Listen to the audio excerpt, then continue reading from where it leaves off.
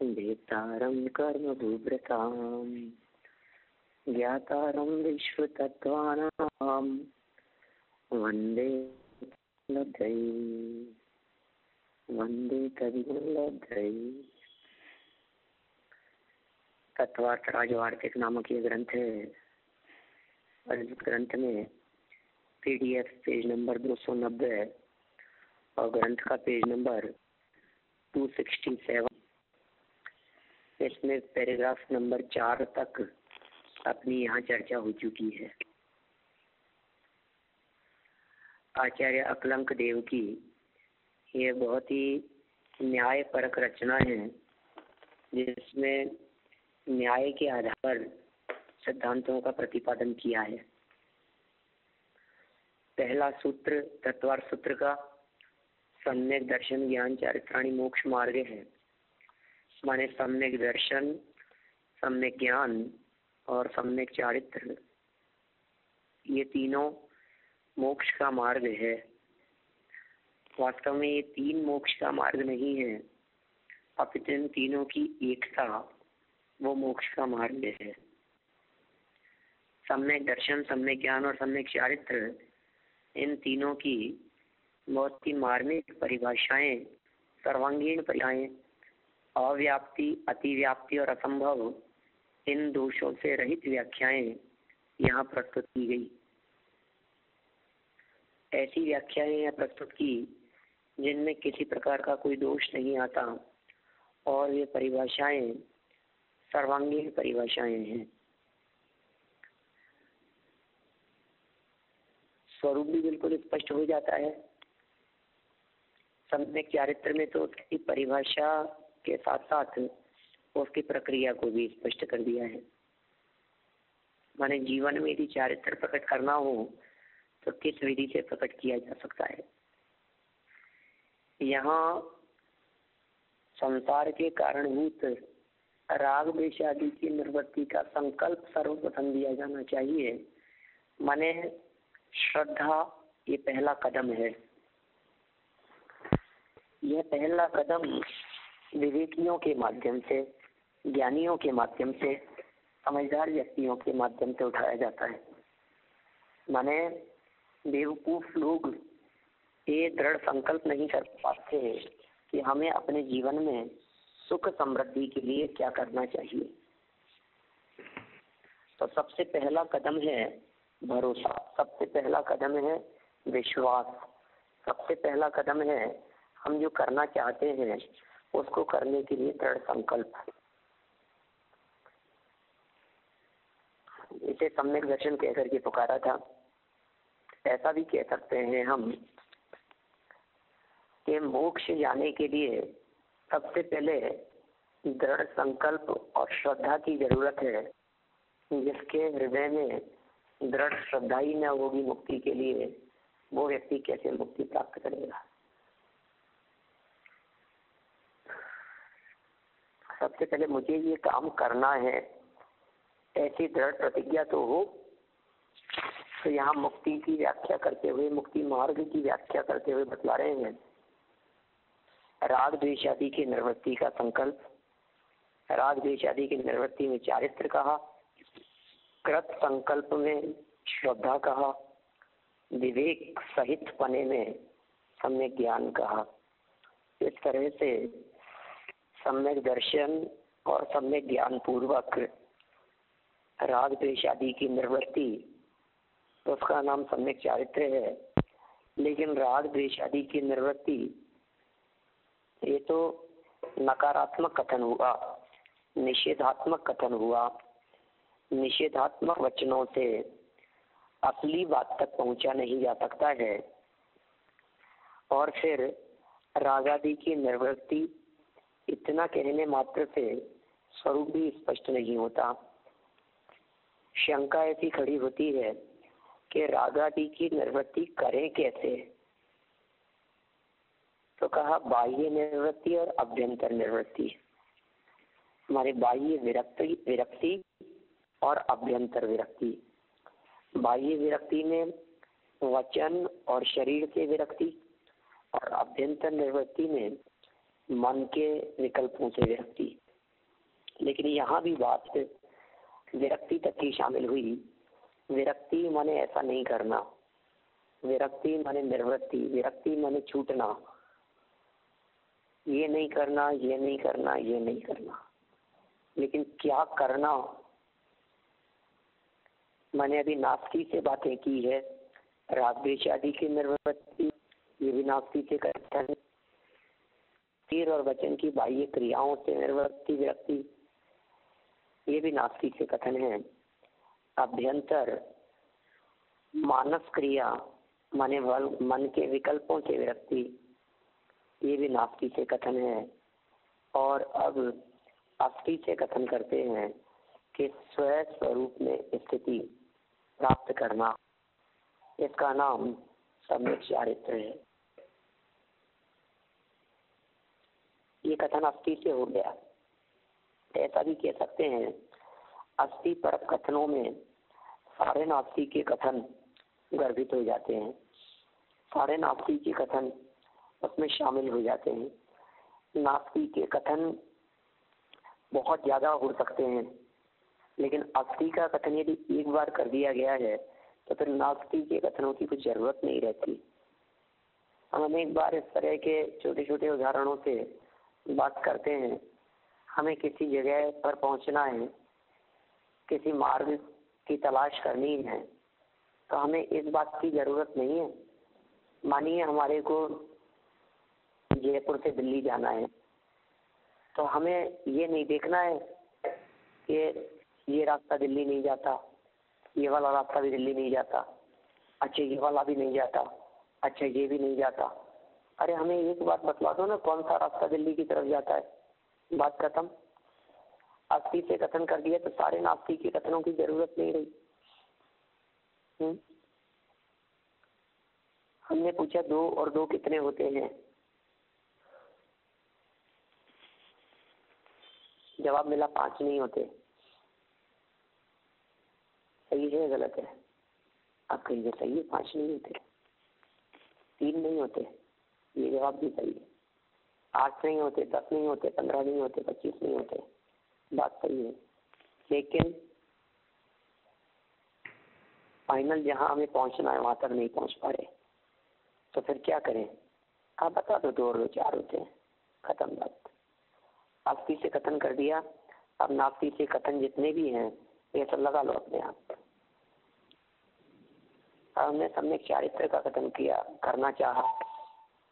सम्यक चारित्र किसका नाम है? तो कहा ये जो सम्यक चारित्र है, ये सम्यक चारित्र व्रताधिक का नाम नहीं है, ये सम्यक चारित्र अनुव्रतों का नाम नहीं है, महाव्रतों का नाम नहीं है, 28 मूल गुणों के पालन का नाम नहीं है। अरे तो फिर है किसका नाम, ये बता दो ना। आप क्या कह रहे हैं? 28 मूल गुणों के पालन का नाम सम्यक चारित्र नहीं, 5 अनुव्रतों के महाव्रतों के पालन का नाम सम्यक चारित्र नहीं। ये कैसा कथन कर रहे हैं आप? हमें जैसे नहीं रही है ये बात। अरे भाई, हम ये नहीं कह रहे कि महामुनि राजों के चारित्र नहीं होता, हम ये नहीं कह रहे कि अणुव्रतियों के चारित्र नहीं होता। हम ये कह रहे हैं अणुव्रतियों के होने वाला चारित्र अणुव्रतों के कारण नहीं होता, स्वस्वरूप स्थिति करने के कारण होता है। महाव्रतियों के होने वाला चारित्र महाव्रतों के कारण नहीं होता, स्वस्वरूप स्थिति के कारण होता है। मुनिराजों के होने वाला चारित्र 28 मूल गुणों के पालन की वजह से नहीं होता, अपने स्वरूप में स्थिरता की वजह से होता है। अपने स्वरूप में स्थिरता के साथ यदि 28 मूल गुणों का पालन है तो उन्हें भी व्यवहार से चारित्र कहा जाता है। अपने स्वरूप की स्थिरता के साथ में बाह्य जो भी आचरण है उन सबको उपचार से चारित्र कहा जाता है। लेकिन असली चारित्र, वास्तविक चारित्र, यथार्थ चारित्र वो क्या होगा? आत्मस्वरूप की स्थिरता, ये असली चारित्र है। ये अस्थि से चर्चा है। एक बार अस्थि से चर्चा बतला दी, कौन हूं मैं, कैसा स्वरूप है मेरा, अपना स्वरूप क्या है, अपने स्वरूप में स्थिरता प्राप्त करना, अपने स्वरूप में लीन हो जाना, समा जाना, डूब जाना, ये असली चारित्र है भी। 11वें 12वें गुण स्थान हो, चाहे 13वां 14वां गुण स्थान हो, चाहे नीचे अनेक प्रकार का तरतम रूप चारित्र कहा गया हो, श्रावक से लेकर 10वें गुण स्थान तक के साधुओं के तारतम्य रूप से और 10वें गुण स्थान से ऊपर जितने भी जीव हैं उन सभी के पूर्ण रूप से चारित्र का सद्भाव होता है, उन सबके पूर्ण चारित्र होता है। देखिए, अब ये जो चारित्र है, ये चारित्र सबके जीवन में प्रकट करने योग्य है और यह चारित्र धर्म का मूल है, धर्म है, साक्षात धर्म है। जो लोग धर्म करना चाहते हो उन लोगों को ये बात भली प्रकार समझ लेना चाहिए कि चारित्र ही वास्तव में धर्म है और चारित्र रागादि की निर्वृत्ति का नाम है। इसका मतलब पूजन करना चारित्र नहीं हो सकता है, क्योंकि वो रागादि की निर्वृत्ति स्वरूप नहीं है।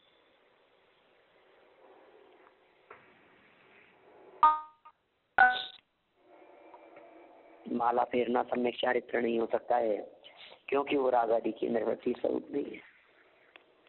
और हमने तो एक बात कह दी, आप नक्की कीजिए, धर्म की चर्चा कर रहे हैं हम। कौन से धर्म की चर्चा कर रहे हैं? असली धर्म की। कि कैसे होगा वो धर्म? राग द्वेषादि की निर्वृत्ति से होगा। कि राग द्वेषादि की निर्वृत्ति कैसे होगी बताओ? राग आदि कैसे चले जाएंगे? कि अपने स्वरूप में स्थिरता से। तो अपने स्वरूप में स्थिरता वो असली चारित्र है कि हाँ, धर्मम कर्म निवर्हणम। एक तरफ आचार्य देव कह रहे हैं चारित्रम खलु धम्मो, आचार्य कुंद कुंद, और आचार्य समंत भद्र कहते हैं धर्मम कर्म निवर्हणम। धर्म जो है वो कर्म से निवृत्ति का नाम है। और तीसरी तरफ आचार्य अकलंक देव कहते हैं कि ये जो धर्म है, ये धर्म माने चारित्र रूपी धर्म राग द्वेषादि की निवृत्ति का नाम है। तो राग द्वेषादि की निवृत्ति चारित्र है, चारित्र ही वास्तव में धर्म है, और धर्म समस्त कर्मों का निवारण करने वाला है, अर्थात धर्म मुक्ति प्रदान करने वाला है। ऐसे चारित्र की बहुत ही सुंदर व्याख्या आचार्य अकलंक देव ने यहाँ की है। अपन पैराग्राफ नंबर 4 की तरफ बढ़ते हैं। कल पढ़ी थी यद्यपि अपन ने पंक्तियां। ज्ञान और दर्शन शब्द करण साधन है, अर्थात आत्मा की उस शक्ति का नाम ज्ञान है जिससे पदार्थ जाने जाते हैं, और उस शक्ति का नाम दर्शन है जिससे तत्व श्रद्धान होता है। माने ये तत्व श्रद्धान और पदार्थों का ज्ञान, ये दो शक्तियां आत्मा में मौजूद हैं। कह सकते हैं कि मुझ में ये शक्ति मौजूद है।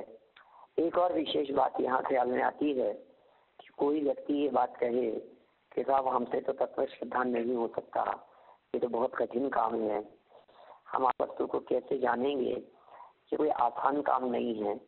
तो यहाँ ये बात ध्यान रखने योग्य है या ध्यान देने योग्य है कि आत्मा में पदार्थों को जानने की और तत्व श्रद्धान करने की शक्ति मौजूद है।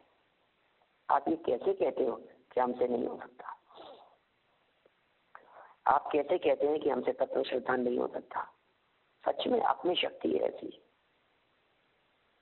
हमें इस बात पे भरोसा नहीं है, हमें अपनी शक्तियों पे भरोसा नहीं है, हमें अपनी योग्यता और अपनी काबिलियत पे भरोसा नहीं है।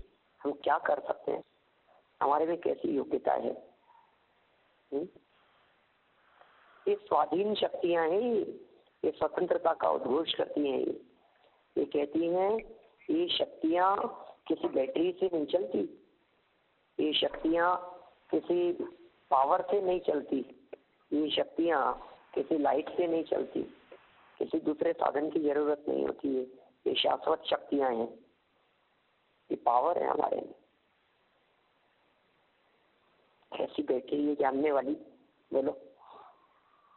कुछ बैटरियाँ ऐसी होती है, और साहब मोबाइल की बैटरी आजकल तो ऐसी समस्या ये रहती है, जितने अच्छे फोन होते हैं उन सबकी बैटरी कम होती है,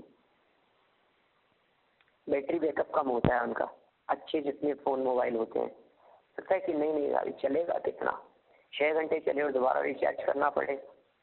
नहीं, सब फीचर्स बहुत हैं। अरे होंगे, चलता नहीं है ना ज़्यादा, कितने कम से कम 1 दिन तो चले, कम से कम सुबह उठाएं तो रात तक तो चले, तो दोबारा चार्ज पे लगा देंगे। अच्छा, यदि ऐसा मोबाइल आपको मिले जिसको महीने में 1 बार चार्ज करना हो, बोलो, तो बहुत अच्छी बात है। फिर लेकिन महीने भर के अंदर फिर याद नहीं रहती, फिर एक दिन ऐसा आता है कि फिर गड़बड़ हो जाती है। जैसा ऐसा हो जैसे साल में 1 बार चार्ज करना पड़े, या फिर ऐसा हो जैसे चार्ज ही नहीं करना पड़े। बोलो, घड़ी है, पहले ऐसी घड़ियां चलती थी जिनमें रोजाना चाबी भरी जाती थी, 24 घंटे में 1 बार चाबी भर दो तो 24 घंटे चल जाएगी। फिर ऐसी घड़ियां चल हुई जिनमें तेल बदल जाते, 1 बार तेल लगाओ और गई साल भर की। ऐसी घड़ी हो कि जिसमें तेल भी नहीं बदले जाए, कितनी अच्छी होगी। और इसमें रोजाना चाबी भी न करी जाए। हमारे पास ये ज्ञान दर्शन की शक्ति और पावर ऐसी है जो चार्ज ही रहती है हमेशा। अनादि काल से आज तक कभी हमारी ये बैटरी खत्म नहीं हुई, डिस्चार्ज नहीं हुई। ठीक है ना, ये बैटरी लो तो हुई है। बैटरी लो होना क्या कहलाएगा? बैटरी लो क्या कहलाएगी? एक इंद्रिय हो गया, अक्षर के अनंत में भाग ज्ञान हो गया, या समझिए आप एक इंद्रिय से असैनी पंचेंद्रिय तक का ज्ञान, ये बैटरी लो बैटरी में अधिक पावर वाला नहीं हो सकता है, विशेष काम हो सकता। तो फिर कभी वापस ये बैटरी सैनी पंचेंद्रिय रूप चार्ज से युक्त होती है, तो ऐसी पावर होती है इसमें कि जिस पावर से समस्त कर्मों को जला के नष्ट किया जा सकता है। ऐसी शक्ति एक करण साधन है। आत्मा में ऐसी शक्ति है, जानने की भी शक्ति है और तत्व श्रद्धान करने की भी शक्ति है। इसका मतलब कोई व्यक्ति ये बात कहे, कोई ये बहाना बनाए कि मैं तत्व श्रद्धान नहीं कर सकता, मुझसे तत्व श्रद्धान नहीं हो सकता है, मेरे बस की बात नहीं है साहब, मेरे लिए बहुत कठिन काम है। लेकिन देखिए, तेरे में ही शक्ति है, किसी और की बात नहीं कर रहा मैं। तुम कमजोर क्यों समझ रहे हो? मैं जो ये बात कह रहा हूँ, ये बात आत्मा की शक्ति के बारे में कह रहा हूँ। तुम आत्मा हो, इस शक्ति से तत्व श्रद्धान होता है। इस शक्ति का प्रयोग सही दिशा में करो तो तत्व श्रद्धान होता है, और इस शक्ति का दुरुपयोग करो तो मिथ्या श्रद्धान होता है। आत्मा की उस शक्ति का नाम ज्ञान है जिससे पदार्थ जाने जाते हैं। अब आप कौन से पदार्थों को जानेंगे? यदि आप अच्छे पदार्थों को जानेंगे, सम्यक पदार्थों को जानेंगे, सही दिशा में पदार्थों को जानने का प्रयास करेंगे, तो वो सम्यक ज्ञान नाम प्राप्त करेगा। संशय विपर्य व्यवसाय से रहित ज्ञान प्राप्त करेंगे तो वो सम्यक ज्ञान नाम प्राप्त करेगा। और संशय विपर्य और अनंत व्यवसाय के बिना यदि आप इसका दुरुपयोग करेंगे, माने जीवादि तत्वों को नहीं जानेंगे, प्रमाण और न्याय के प्रयोग के बिना विपरीत दिशा में यदि इसका प्रयोग करेंगे तो मिथ्या ज्ञान नाम प्राप्त करेगा। इसी तरह से तत्व श्रद्धान हुआ तो सम्यक दर्शन, और तत्व श्रद्धान न हुआ तो मिथ्या दर्शन। ठीक है। अब चारित्र शब्द कैसा है? ये कर्म साधन है। दर्शन और ज्ञान कर्म साधन था, चारित्र कर्म साधन है, अर्थात जो आचरण किया जाता है वह चारित्र है। चारित्र में प्रवृत्ति है, चारित्र में आचरण है, चारित्र धारण किया जाता है, चारित्र का पालन किया जाता है। चारित्र प्रवृत्ति स्वरूप है, लेकिन किसमें प्रवृत्ति? बाह्य प्रवृत्ति की बात नहीं कह रहे, बाह्य निर्वृत्ति और अंतरंग प्रवृत्ति। ऐसा कौन से चारित्र की बात कर रहे हैं? बाह्य निर्वृत्ति, अंतरंग प्रवृत्ति, और प्रवृत्ति का नाम है आचरण। आचरण, आ मर्यादा का सूचक है, चरण प्रवृत्ति का सूचक है। तो अपने में मर्यादित रह करके जो प्रवृत्ति हुई उसका नाम है आचरण। आचरण। चरण माने क्या होता है? चरण माने चारित्र, चरण माने पैर, चरण प्रवृत्ति का सूचक है और का प्रवृत्तियों की मर्यादा या फिर मर्यादा में रह करके प्रवृत्ति, उसका नाम हो गया आचरण। अपने में रह करके की गई क्रिया। तो ये जो चारित्र शब्द है ये कर्म साधन, कर्म रूप है ना। चलिए, अब ये कर्म और करण इनके संदर्भ में अलग प्रकार से हो सकता है आप लोगों को किसी को पसंद ना भी आए, और हो सकता है आप लोगों को लगे कि यार ये क्या बात बतला रहे हैं, क्या करना चाह रहे हैं। लेकिन तोड़रमल जी ने जैसा लिखा है ना, जनागम का अभ्यास करने के पहले वक्ता और श्रोता को बहुत न्याय शास्त्रों का अभ्यास भी होना चाहिए, पढ़ना भी होना चाहिए।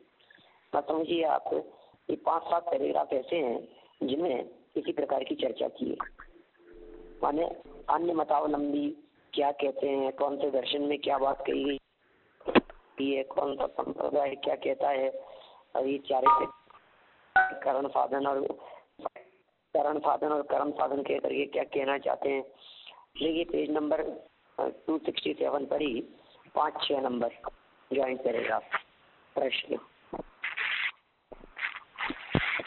जिसके द्वारा जाना जाए करण को ज्ञान कहते हैं। जिसके द्वारा, करण शब्द का मतलब क्या है? साधन। कैसे साधन की बात कर रहे हैं? जिसके द्वारा, उसका नाम है साधन। जिसके द्वारा मतलब ज्ञान के द्वारा जाना जाए तो वो ज्ञान क्या कहलाएगा? करण कहलाएगा। प्रश्न कर रहा है करता, तो जैसे कुल्हाड़ी से लकड़ी काटते हैं, यहाँ कुल्हाड़ी और काटने वाला 2 जुदा पदार्थ है। कुल्हाड़ी अलग है, काटने वाला अलग है। कुल्हाड़ी से लकड़ी काटते हैं तो कुल्हाड़ी साधन है ना, करण है। कुल्हाड़ी से लकड़ी काटते हैं। उसी तरह कर्ता आत्मा, कर्ता तो आत्मा है, और करण ज्ञान, इन दोनों को 2 जुदा पदार्थ होना चाहिए। समझ में आ रही शंका? थोड़ा सा आप लोगों को उपयोग एकाग्र करके सुनना पड़ेगा। हाँ जी। ऐसा नहीं है कि अपन कोई भी इधर उधर कार्य करते रहें। क्या कहना चाहते हैं, राय क्या है? ये कह रहे हैं कि यदि करण साधन है, माने ज्ञान आत्मा का साधन है, तो आत्मा अलग है। ऐसे 2 भिन्न पदार्थ होने चाहिए। जिस तरह से लकड़ी तो काटने वाले के लिए कुल्हाड़ी साधन है लकड़ी काटने का। काटने वाला व्यक्ति लकड़ी काटना चाहता है तो कौन से साधन से काटेगा? कुल्हाड़ी द्वारा। तो कुल्हाड़ी अलग और काटने वाला अलग। ठीक इसी प्रकार तो किससे जाना जाएगा? कि ज्ञान से। कि जानेगा कौन? कि आत्मा। तो आत्मा ज्ञान के द्वारा जानेगा। तो आत्मा अलग और ज्ञान अलग, ये दोनों अलग अलग जुदा जुदा पदार्थ होना चाहिए। ये शंका है। ये 3 लाइन की शंका समझ में आएगी क्या आप लोगों के? हाँ जी। हाँ जी। नहीं लग रहा है ना कठिन? नहीं, क्योंकि कठिन तो अब शुरू होगा, अभी तक तो सरल था। अब देखो आप क्या कह रहे हैं। उत्तर में थोड़ा सा और उपयोग को सूक्ष्म करना पड़ेगा। नहीं, जुदा जुदा नहीं होने चाहिए। जैसे अग्नि आती है, कितना सुंदर तर्क दिया है। अग्नि उष्ण, यह अग्नि और उष्णता दो जुदा पदार्थ नहीं है, और उष्णता से जलाती है, फिर भी कर्ता और करण रूप से भेद प्रयोग हो जाता है। कर्ता तो अग्नि है, जलाती है, और करण क्या है कि उष्णता, तो अग्नि उष्णता से जलाती है, ये भेद प्रयोग हो गया। उसी तरह आत्मा और ज्ञान में भी जुदापना न होने पर भी कर्ता करण रूप से भेद व्यवहार हो जाएगा। यहां तक स्पष्ट है? आगे देखिए, एवं भूत नय की दृष्टि से ज्ञान क्रिया में परिणत आत्मा ही ज्ञान है, और दर्शन क्रिया में परिणत आत्मा दर्शन।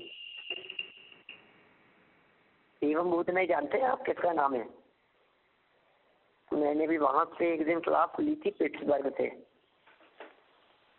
अपनी कॉन्फ्रेंसिंग पर ही। आप लोग कितने लोग थे उसमें मुझे ध्यान नहीं है। मेगामाती 7 नयों की चर्चा की थी मैंने वहां प्रभावेन के घर से, तो उसमें एवं भूत नय की चर्चा थी। एवं भूत नय मतलब जो नय, जो व्यक्ति जिस क्रिया रूप से परिणमन कर रहा हो उसी दृष्टि से देखे, उसी दृष्टि से प्रतिपादन करे, उसका नाम है एवं भूत नय। माने रिक्शा चलाते समय उसे रिक्शे वाला कहना, ठीक है ना। अब गाड़ी चला रहा हो, हाँ जी, परिभाषा फिर से बोलिए ना, एवं भूत नय की।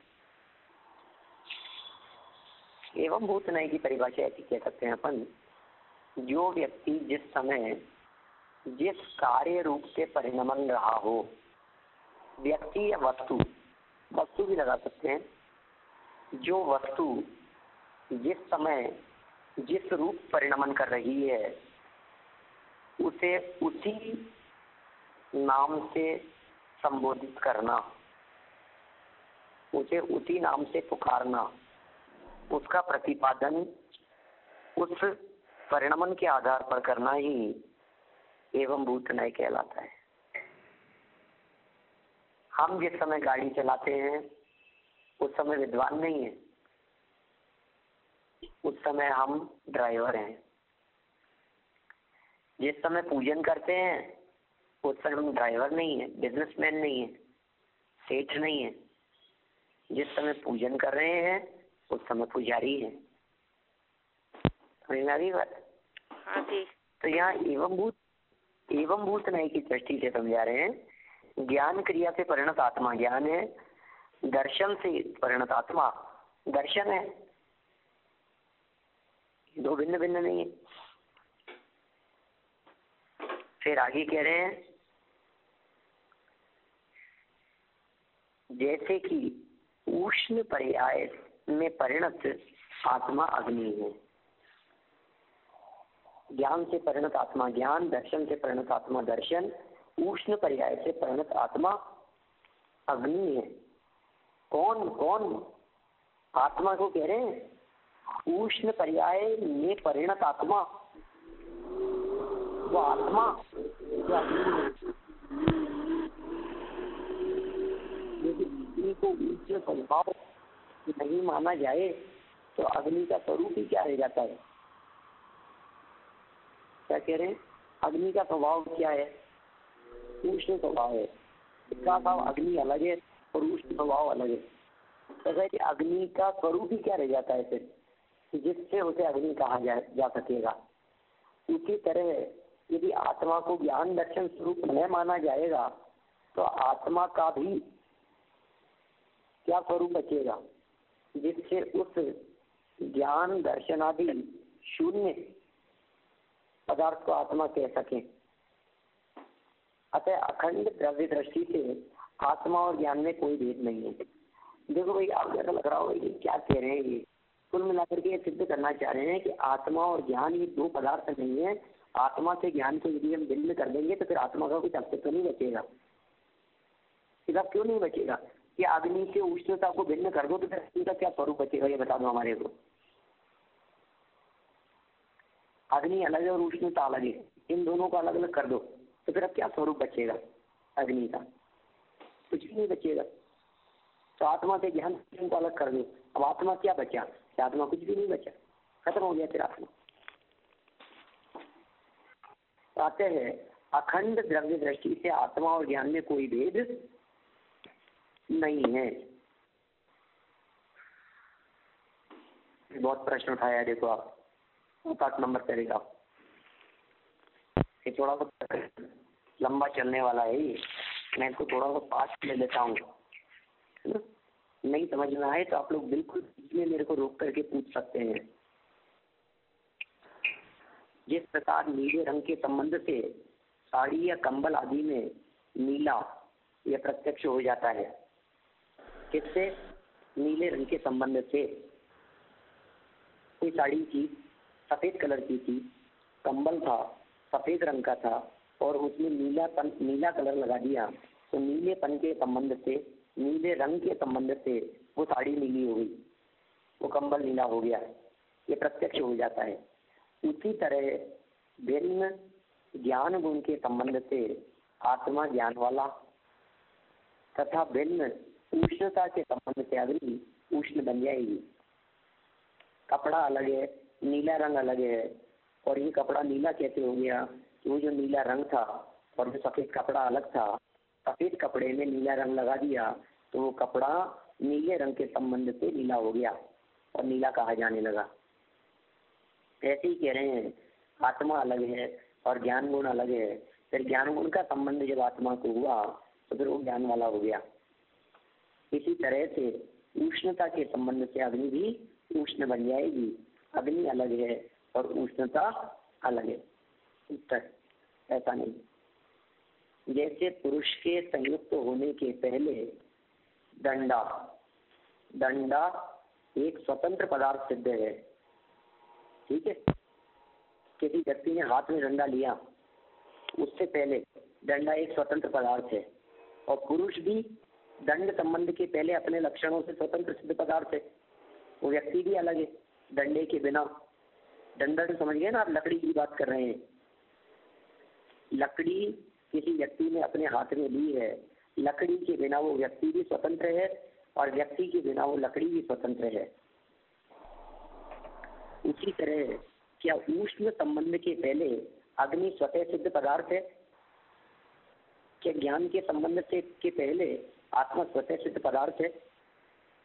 कि जब तक ज्ञान नहीं था तब तक भी आत्मा था, जब तक उष्णता नहीं थी तब तक भी अग्नि थी, ऐसा स्वतः सिद्ध पदार्थ है क्या? प्रश्न कर रहे हैं या नहीं है? दंड और पुरुष का तथा नीले रंग और साड़ी का संबंध तो उचित है क्योंकि ये सब पृथक सिद्ध पदार्थ है, परंतु ज्ञानादि के संबंध से पहले ज्ञानादि शून्य आत्मा और उष्ण गुण के संबंध के पहले अनुष्ण अग्नि सिद्धि नहीं। इसी तरह निराश्रय ज्ञान और उष्ण भी स्वतः सिद्ध पदार्थ नहीं है, अतः इन्हें भिन्न मानकर इनके संबंध की कल्पना उचित नहीं है। वास्तव में इधर न्याय की चर्चाएं हैं, अनेक लोग इस तरह की बातें करते हैं कि नहीं साहब आत्मा था पहले, फिर आत्मा में ज्ञान भर दिया। मैंने आत्मा ज्ञान के बिना था, ज्ञान अलग था, आत्मा अलग थी, फिर आत्मा में ज्ञान भर दिया गया। तो धोखे में मत रहे ना आप। ज्ञान नहीं था तो उसके बिना क्या आत्मा का अस्तित्व सिद्ध है क्या? अग्नि अलग थी और उष्णता अलग थी, तो उष्णता के बिना भी अग्नि का स्थिति संभव है क्या? पहले स्वतः सिद्ध है क्या? यदि नहीं है तो फिर ये ऐसी कल्पना करना उचित नहीं। देखिए आप, फिर खत्म करते हैं अपने प्रकरण को आगे, है ना। ये अग्नि और उष्णता वाला जो प्रकरण है ना, ये अग्नि और उष्णता वाला प्रकरण खत्म होता है यहाँ पर। आज 2 पैराग्राफ और है छोटे छोटे ऐसे। 9 नंबर पैराग्राफ। उष्ण गुण के संबंध से पहले अग्नि में उष्ण यह ज्ञान होता है नहीं? बोलो। उष्ण गुण का संबंध नहीं था किसमें? अग्नि में। अग्नि अलग मान रहे हो और उष्ण गुण अलग मान रहे हो। हम ये कह रहे हैं उष्ण गुण के संबंध के पहले। जैसे मान लीजिए सब्जी अलग है और सब्जी में नमक अलग है, अंदर नमक के संबंध के पहले सब्जी में खारापन नहीं था और नमक के संबंध के बाद में उसमें खारापन हुआ। ऐसे अग्नि है, उसमें उष्ण गुण का संबंध होने के पहले अग्नि का ज्ञान होता है क्या? उष्ण गुण के संबंध के पहले अग्नि में उष्ण गुण का ज्ञान होता है या नहीं? यदि होता है तो उष्ण गुण के संबंध की आवश्यकता ही क्या है? पहले भी यदि गर्मी है उसमें उष्ण गुण के संबंध के पहले भी, तब तो फिर संबंध की जरूरत ही नहीं। और यदि नहीं है तो अनुष्ण पदार्थ में उष्ण गुण के संबंध से उष्ण व्यवहार हो ही नहीं सकता। थोड़ा सा उपयोग को एकाग्र करके सुनना पड़ेगा, लाइन को बहुत गहराई से पढ़ना पड़ेगा। मेरे को बहुत मजेदार लग रही है लाइनें, अधिक विश्लेषण के लिए कुछ नहीं है, लेकिन स्वरूप समझ में आए कहना क्या चाहते हैं। देखो वापस देखो आप 9 नंबर पैराग्राफ की पहली लाइन, उष्ण गुण के संबंध से पहले अग्नि में उष्ण ये ज्ञान होता है या नहीं? हम आपसे पूछते हैं। हमने कहा ये अग्नि है, इसमें उष्ण गुण का संबंध हो रहा है। जो व्यक्ति है ना अन्य मतावलंबी, ठीक है, अग्नि अलग है और उष्ण का संबंध होता है। फिर हम कह रहे हैं उष्ण का संबंध होने के पहले वो गर्म थी या नहीं थी?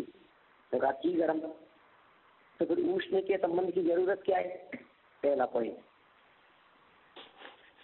और यदि ये कहते हो कि उष्ण गुण के संबंध के पहले उसमें उष्णता थी ही नहीं, गर्मी थी ही नहीं, यदि नहीं तो फिर इसका मतलब वो अनुष्ण था ना। दूसरी लाइन के अंतिम शब्द, तो अनुष्ण पदार्थ में उष्ण गुण के संबंध से उष्ण व्यवहार हो ही नहीं सकता। जो पदार्थ अनुष्ण है तो उसमें अग्नि के संबंध से अग्नि कैसे आ जाएगी? उष्णता कैसे आ जाएगी? अन्यथा घटादि में भी उष्ण व्यवहार होना चाहिए, क्योंकि घटादि उष्ण है, उष्णता नहीं है घटादि में, और उष्ण गुण उसके अंदर डाल दो तो फिर घड़ा भी अग्नि बन जाना चाहिए, उष्ण हो जाना चाहिए।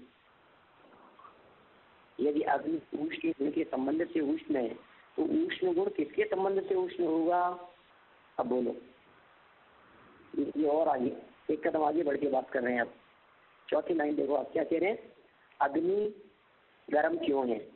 जैसा उष्ण गुण के संबंध से गर्म है, तो फिर हमने कहा उष्ण गुण गर्म क्यों है? ये किसके संबंध से उष्ण होगा? देखा, यदि उष्ण गुण में उष्णता लाने के लिए अन्य उष्णत्व का संबंध माना जाता है, तो उस उष्णत्व में उष्णता लाने के लिए अन्य उष्णत्व मानना होगा, और उसमें भी उष्णता लाने के लिए तद अन्य उससे भी दूसरा उष्णत्व मानना पड़ेगा। इस तरह अनवस्था नाम का दूषण होता है। अनवस्था दूषण जानते हैं क्या होता है? एक का कारण दूसरे को बतला दिया, फिर उसका कारण किसी और को बता दिया, फिर उसका कारण किसी और को बतला दिया, फिर उसके लिए किसी और की जरूरत है, फिर उसके लिए किसी और की जरूरत है, फिर उसके लिए किसी और की, कोई अंत ही नहीं आएगा। एक अग्नि को गर्म होने के लिए उष्णता की जरूरत है, उष्णता को गर्म होने के लिए किसी दूसरे की जरूरत है, फिर उसे गर्म होने के लिए किसी दूसरे की जरूरत है, फिर उसे गर्म होने के लिए किसी और की जरूरत है। अनवस्था हो जाएगा। किसी को तो ऐसा मानना पड़ेगा जो मूल में ही उष्ण है, किसी दूसरे के संपर्क से उष्ण नहीं हुआ है। फिर कह रहे हैं यदि उष्ण गुण में स्वतः ही उष्णता है तो अग्नि को स्वतः उष्ण मानने में क्या आपत्ति है? अग्नि को अपने आप उष्ण मान लो। फिर भिन्न पदार्थ के संबंध से भी प्रतीत होती है, यह प्रतिज्ञा भी नहीं रही। माने ये आपका वो मूल वाक्य भी नहीं रहा। कौन सा? कि भिन्न पदार्थ के संपर्क से उष्ण होती है।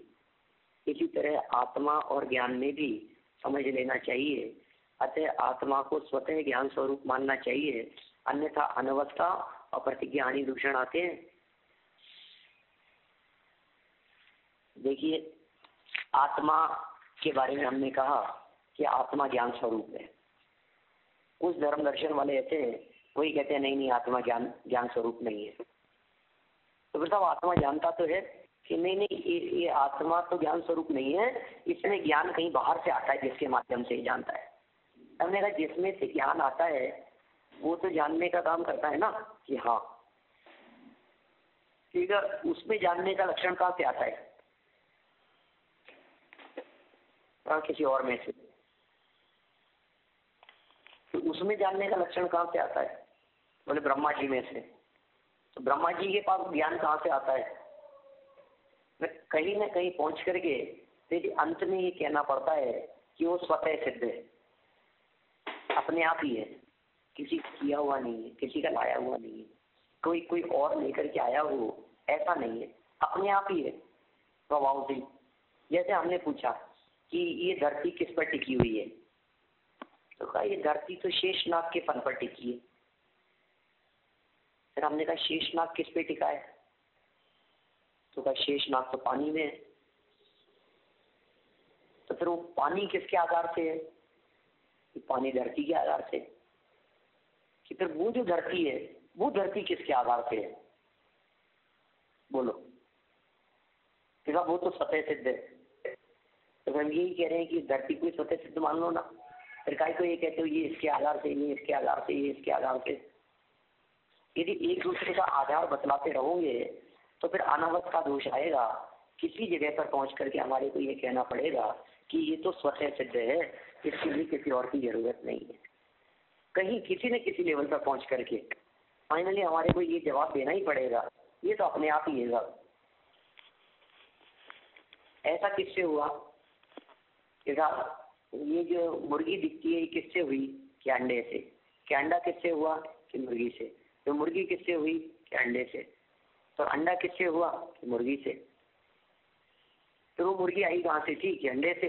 नहीं, वो अंडा कहाँ से आया था? कि मुर्गी नहीं तो दिया था। अरे तो फिर आखिर कब से शुरू हुआ होगा? दोनों में से पहले कौन है? बोलो, क्या जवाब है आपके पास में? पहले कौन है? कौन है पहले? पहले स्त्री पुरुष है कि बच्चे हैं? कि कैसी बात करते हो आप? अनवस्था है, ये अनादिकाल से चल रही है परंपरा। स्वतः सिद्ध है, कोई किसी के कारण से नहीं है। अंडे से मुर्गी नहीं है और मुर्गी से अंडा नहीं है, दोनों स्वतः सिद्ध हैं, अनादि से सिद्ध हैं। अदरवाइज अनावस्था दोष आएगा, कोई स्थिति नहीं बन सकेगी। नहीं तो फिर ये मानना पड़ेगा कि मनुष्य वानर की संतान है, बंदर की संतान है, चिंपांजी से बना है मानव। साइंस ऐसा मानती है, प्रगति करते करते ऐसा हुआ है, लेकिन ऐसा होता ही नहीं है। कोई एक चिंपांजी अपने जीवन काल में मनुष्य बनने के पहले ही मर जाता है, तो फिर कौन सा चिंपांजी मनुष्य बना होगा? कोई बंदर, आपने कभी देखा किसी बंदर को मनुष्य बनते हुए? कि नहीं साहब, ऐसे थोड़ी ना, ये तो करोड़ों करोड़ों वर्षों में कोई बंदर जाकर के मनुष्य बन गया। अरे नहीं भाई साहब, ऐसा हो ही नहीं सकता है। करोड़ों वर्षों में जाकर के कोई बंदर मनुष्य बनेगा तो करोड़ों वर्षों तक उस बंदर को जिंदा तो रहना पड़ेगा। करोड़ों वर्षों तक यदि वो बंदर जिंदा ही नहीं रहेगा तो मनुष्य कैसे बनेगा? यदि वो बंदर बंदर अवस्था में ही मर गया तो फिर मनुष्य कौन बना? जितने बंदर दिखाई देते हैं सारे के सारे बंदर बंदर अवस्था से ही मर जाते हैं, मनुष्य कैसे बनेगा? ये सब धोखा है, मिथ्या कल्पना है, मिथ्या मान्यता है अन्य मतावलंबियों की, वैज्ञानिकों की। ऐसा ऐसा हो गया है, ऐसा विकास हो गया है, ऐसे प्रगति हुई है, इस तरह से हुआ होगा। ऐसा बिल्कुल नहीं है, ऐसा कभी नहीं हो सकता है। ये मनुष्य भी अनादि से है, बंदर भी अनादि से है, मुर्गी भी अनादि से है और अंडा भी अनादि से है। स्वतः सिद्ध मानना पड़ेगा। जिस जगह पर जाकर के हमारे को स्वतः सिद्ध ख्याल में आती है बात, समझ ली, फिर स्पष्ट हो गई, अब कोई शंका नहीं है। आत्मा कहता है स्वतः है, ज्ञान स्वरूप है, आत्मा को ज्ञान स्वरूप मानना चाहिए। और आत्मा को ज्ञान स्वरूप नहीं मानेंगे, किसी अन्य पदार्थ से ज्ञानवान मानेंगे तो फिर अनवस्था दोष आएगा, फिर प्रतिज्ञा हानि होगी, फिर अनेक प्रकार, फिर जो आप कहना चाहते हैं वो कह ही नहीं पाएंगे, खत्म हो जाएगी बातें। अब ये जो ये प्रकरण दिया है इन्होंने अग्नि और उष्णता के संदर्भ में, इस प्रकरण को इन्होंने अन्यमतियों की चर्चा उठाते हुए वैशेषिक आदि और समवाय संबंध आदि इस तरह के संदर्भ में जो बातें कही है, ये दार्शनिक व्याख्या थोड़ी और इस संदर्भ में की है। आज का तो अपना लगभग समय हो गया है, लेकिन ये चर्चा लगभग 2 पेज 3 पेज तक और आगे चलने वाली है, और भी ज्यादा है।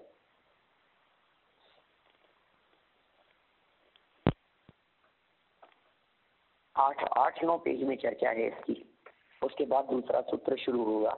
माने समझ लीजिए 8-9 पेज तक, मतलब ये किस तरह से और किस तरह से मतांतरों का खंडन करके इस चर्चा को आगे बढ़ाने वाले हैं।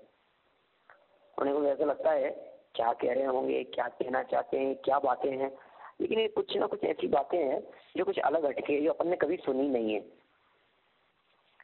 मतलब ये भी ग्रंथ की एक ऐसी महिमा और विशेषता ही समझनी चाहिए कि न्याय विषयक जिस शैली को हमने अब तक पढ़ा नहीं है, उस शैली में इस ग्रंथ की रचना है। और ये हमारा ऐसा सौभाग्य समझना चाहिए कि हमारे को पढ़ने का अवसर मिल रहा है। कोई नहीं पढ़ता, कोई व्यक्तिगत स्वाध्याय में राजवार्तिक जैसे ग्रंथों को पढ़ता नहीं है। यूनिवर्सिटी के कोर्सों में पढ़ाया जाता है, कहीं कहीं होता है, आचार्य आदि के कोर्स में, शास्त्री तक के कोर्स में भी कहीं नहीं आता है। शास्त्री से आगे के कोर्स में कहीं पढ़ाया जाता है ये, और उसमें भी पढ़ने वाले कैसे होते हैं और पढ़ाने वाले कैसे होते हैं, बस खत्म हो जाती है बात। लेकिन वास्तव में विद्वानों के लिए और आप जैसे प्रबुद्ध श्रोताओं के लिए बहुत मार्मिक दार्शनिक प्रकरण है। इसको बहुत गहराई से और उपयोग की एकाग्रता पूर्वक हमारे को पढ़ना चाहिए। ये 10 नंबर पैराग्राफ तक की अपने यहाँ चर्चा की है, 9 नंबर पैराग्राफ तक की। 10वें पैराग्राफ से आगे चर्चा कल की क्लास में करेंगे, ठीक है ना? किसी को कुछ पूछना हो तो बोलिए।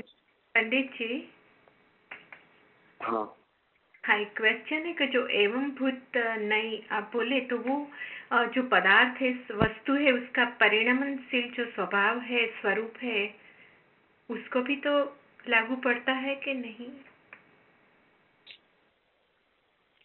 नहीं, परिणमनशील तो वस्तु का स्वभाव है और नए उसे जानने वाला दृष्टिकोण है, नए उसे देखने वाला एक एंगल है। उस परिणमन करती हुई वस्तु को कैसा देखना, मिथ्यात्व से परिणत आत्मा को मिथ्यात्वी कहना, ये एवं भूत नय का काम है। जो आत्मा क्रोध पर्याय रूप से परिणमन कर रहा है उसे क्रोधी कहना, ये एवं भूत नय का काम है। ये तो बहुत क्रोधी है। कैसे कहा आपने इसको क्रोधी? क्रोध रूप से परिणत आत्मा क्रोधी है। अपेक्षा समय सार की मूल बात है ना तरह की। क्रोधोपयोगी क्रोध है, मानोपयोगी मान है, मायोपयोगी माया है, लोभोपयोगी लोभ है। ऐसी मूल गाथाएं दी आचार्य कुंद स्वामी ने। ऐसी बात है, अपेक्षा लागू पड़ती है ना पंडित जी? हाँ, परिणमन में हमें ये देखना है। अब देखो, कोई जरूरी नहीं है कि आप एवं भूत ऐसे देखें ही उसे, लेकिन सम्यक तो परिणत है तो उसे सम्यक दृष्टि कह देना। अब जो जिस पर्याय रूप से परिणमन रहा हो उसे उस रूप कह दिया जाता है। वीतराग परिणाम रूप से, वीतराग रूप परिणमन जिसका हो रहा हो उसे वीतरागी कह देना। चारित्र रूप परिणमन जिसका दिखाई दे रहा है चारित्रवंत कह देना। ऐसा जो वस्तु जिस रूप परिणमन रही है, बहुत बारीकी से पकड़ता है ये नए एवं भूत नए। लोभ रूप से परिणत व्यक्ति को लोभी कह देना। रिक्शा चलाते हुए को रिक्शे वाला कह देना, या फिर रिक्शा ही कह करके पुकारना, ये रिक्शा ऐसा कह करके पुकारना, ठीक है ना? पंडित जी बोलिए। हाँ, ये अग्नि के एग्जाम्पल में अग्नि का जो उष्णता है वो शक्ति रूप से पड़ी हुई है, मगर उसकी उष्णता के लिए वो निमित्त तो होता है ना? नहीं, कोई निमित्त नहीं होता है। अग्नि की उष्णता के लिए क्या निमित्त होगा? तो अपने आप थोड़ी कोई लकड़ी हो कैसा हो, उसमें जलने की जो शक्ति पड़ी हुई है खाली अग्नि के लिए, वो अलग चीज है। वो ईंधन है। लकड़ी जो है वो ईंधन है, अग्नि नहीं है। हाँ, अग्नि तो अग्नि से ही होती है, मगर अग्नि अपने आप, अच्छा, खाली अग्नि को ही देखना। अग्नि में जो उष्णता है वो अग्नि में उष्णता उनका स्वभाव है। ऐसे तो आप कहेंगे कि जीवों की जो उत्पत्ति है इसमें भी कोई तो निमित्त होता है ना। समूर्चन जीव है तो वातावरण निमित्त है, गर्भस्थ जीव है तो माता पिता निमित्त है। तो जीवों की उत्पत्ति में भी कोई तो निमित्त होता है ना, कि नहीं, जीवों की उत्पत्ति की बात नहीं है। जीव के ज्ञानवान पने में कौन निमित्त है? कोई नहीं, वो तो स्वभाव से है ना। तो अग्नि के उष्ण पने में कौन निमित्त है? कि वो तो स्वभाव से ही है। अग्नि का गर्म पना ये उसका स्वभाव है। अग्नि गर्म न होवे तो फिर उसको अग्नि कौन कहे? ऐसा है, ठीक है ना? हाँ जी। चलिए फिर हमारी स्थिति बोलते हैं। जावाणी के ज्ञान ते सुझे लोकालोक, सोवाणी मस्तक नमो सदा देते हूँ लोक, सदा देते हूँ लोक। 9 बार नमोकार मंत्र।